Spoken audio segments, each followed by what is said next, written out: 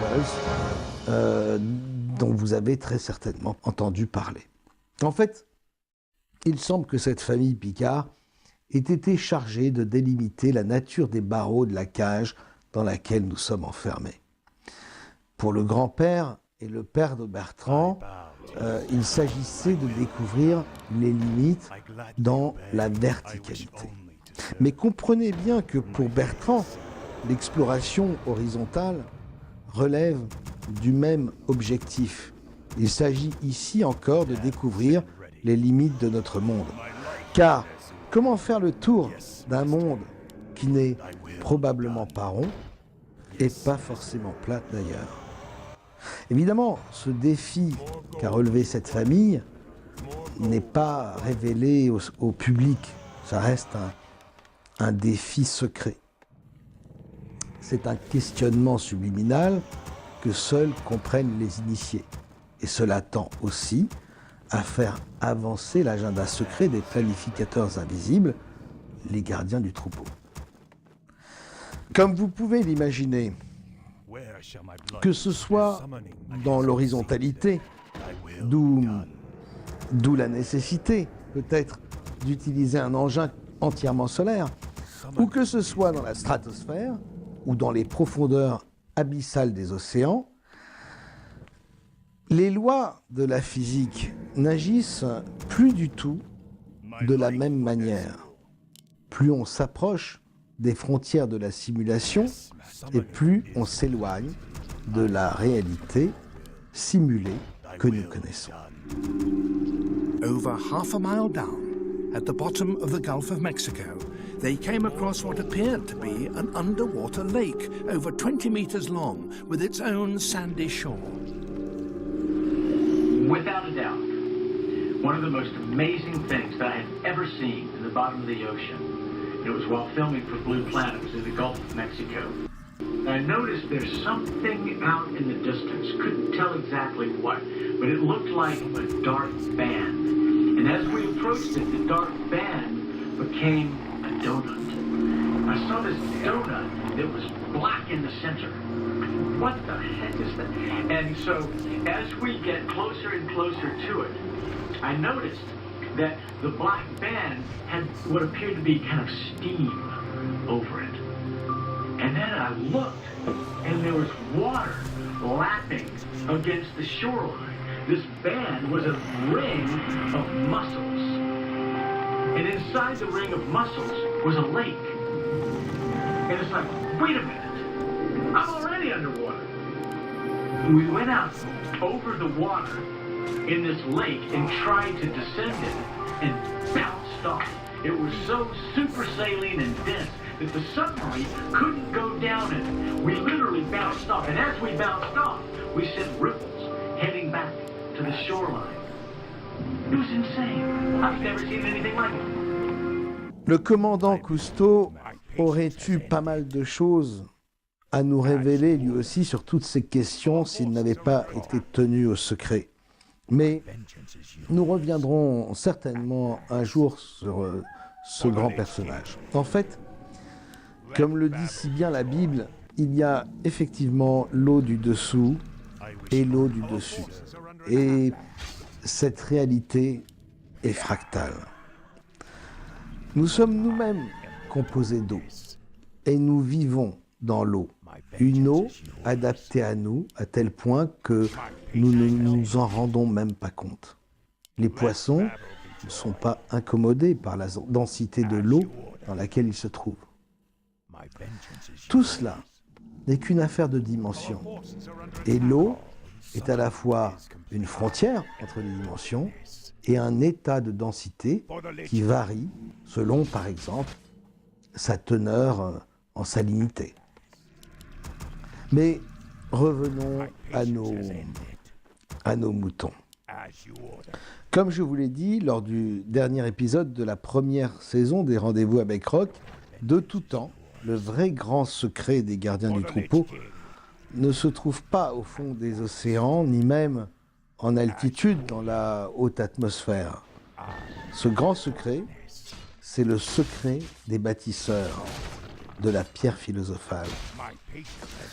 En fait, c'est le pouvoir de travailler la pierre, de reconstituer la pierre et d'assembler la pierre afin de bâtir des édifices sur tous les territoires, comme par exemple les cathédrales, et d'imposer ainsi aux yeux des peuples cette impression de supériorité inébranlable qui permet l'assise des civilisations. Nous avons vu ainsi comment les pyramides sont apparues partout à travers le monde à partir du XVIIIe et XIXe siècle pour fêter le triomphe de la seconde Renaissance. Comment les pyramides ont été construites au XVIIIe et XIXe siècle? Tu y vas un peu fort là, tu crois pas, Rock? Je vous ai expliqué tout ça durant la saison dernière. Cela, très certainement, a pu en choquer quelques-uns et susciter quelques commentaires. Et pourtant, l'actualité ne cesse de me donner raison et de façon parfois très surprenante. Vous avez peut-être entendu parler de cette news tout à fait improbable et tout ce qu'il y a de plus officiel concernant les ouvriers chinois au XIXe siècle retrouvés enterrés au sommet d'une pyramide au Pérou.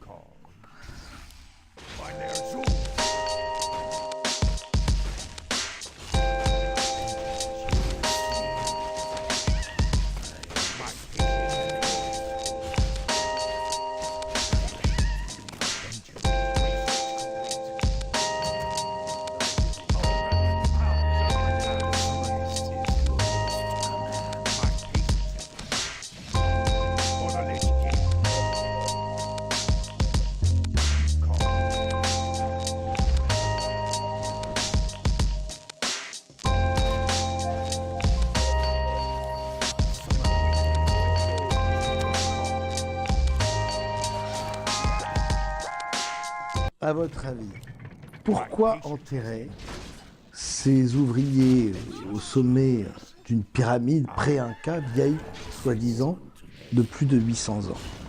Ça fait vraiment penser à une élimination de témoins, vous ne trouvez pas? Ils terminent la fabrication de la pyramide et arrivés au sommet, on élimine les derniers ouvriers pour l'exemple, pour dissuader les autres de parler. Et on les enterre sur place, là où ils viennent de terminer le travail. Sinon, réfléchissez. Des ouvriers chinois traités à l'époque comme des esclaves. Les esclavagistes qui les contrôlent ne vont pas se fatiguer à monter leurs cadavres au sommet d'une pyramide pour les enterrer. Ces gens-là vont les enterrer dans le champ d'à côté. C'est plus logique. Enfin, plus logique sauf pour la science officielle qui vous expliquera que les ouvriers chinois n'avaient pas le droit d'être inhumés dans des cimetières chrétiens. Une autre information tout à fait étonnante est tombée le 26 septembre 2017. On apprend, soudain, par une communauté du groupe d'archéologues qui travaillent dans le complexe pyramidal de Gizeh, la réponse au plus grand mystère de l'histoire de l'égyptologie. La réponse à 2000 milliards d'euros. Comment les pyramides ont été bâties? C'est une question qui reste sans réponse depuis des générations et sur laquelle tout le monde, archéologues, égyptologues, tout le monde s'est cassé les dents sans jamais pouvoir trouver la solution formelle. Eh bien, alors que de plus en plus de monde commence à comprendre que les pyramides ont été bâties à partir de pierres reconstituées sur place, voilà que cette équipe d'archéologues nous annonce qu'elle a découvert la preuve ultime entérinant la thèse de l'égyptologie officielle des pierres taillées dans des carrières à plusieurs centaines de kilomètres de là. Un truc de fou. La preuve que tout le monde a cherché pendant des années, pendant des générations, sans jamais la trouver, elle était juste sur le chantier, enterrés à quelques mètres de profondeur. Ces archéologues nous disent, droit dans les yeux, qu'ils ont déterré un ancien rouleau de papyrus qui contient, tenez-vous bien, un témoignage unique en son genre. C'est le témoignage d'un des chefs de chantier participant à cette grandiose réalisation. Il s'appelle Merer, pour les intimes. Et que nous dit Merer? Qu'il avait sous ses ordres une quarantaine d'ouvriers. Et il détaille, ce brave Merer, il détaille noir sur blanc sur le papyrus le transport maritime par le Nil des blocs de pierre extraits d'une carrière à Toura, à 15 km du site de Gizeh. Alors vous imaginez le coup de chance des archéologues, blague à part. Posez-vous une seconde la question. Vous imaginez, vous, un chef de chantier rédiger soudain une note autobiographique expliquant qui il est, ce qu'il fait et comment il fait pour s'approvisionner en matériaux. Vous imaginez ce même chef de chantier, ce brave Merer, enterrer ensuite sa note sous le chantier lui-même, note qui répond à la plus grande des questions que se pose tout le monde. Pourquoi agir ainsi? Merer s'est levé un beau matin, il s'est dit « Tiens, je vais laisser un message aux générations futures ». Trop fort, Merer. Eh bien, les égyptologues ont osé là où Spielberg, une fois encore, avait reculé pour son premier Indiana Jones. Soyons sérieux. Cette découverte incroyable serait passée inaperçue pendant 2 siècles. Personne ne l'avait faite jusque-là. Elle arrive juste au moment où la thèse officielle est en train de vaciller. Cela fait, excusez-moi du peu, mais moi cela me fait penser aux différents passeports retrouvés sur les lieux de trop nombreux attentats. Et nous tournons en rond et nous sentons bien qu'il y a un truc qui cloche de tous côtés et que les dés sont pipés. Mais quand on y pense, le plus délirant au fond, c'est de voir que les archéologues osent nous faire encore ce genre de déclaration. Et là, carrément, ils ont fait une bande-annonce façon Hollywood pour nous apprendre, pour nous révéler cette extraordinaire découverte du papyrus de Merer. C'est dire à quel point ils nous prennent pour des... Unlocking the mystery behind Egypt's Great Pyramid. It is where the king would have lived eternally. With the extraordinary discovery of ancient documents. It's the infrastructure behind how that was done. And an astonishing find. Guys, it's cracking. In the shadow of this iconic wonder, Egypt's Great Pyramid, the new evidence. Sunday at 8 on Channel 4. La question qui se pose à présent que nous avons planté le décor, c'est le pourquoi. Pourquoi ce mensonge? Pourquoi nous cacher la vérité sur ce monde d'illusions dans lequel nous vivons?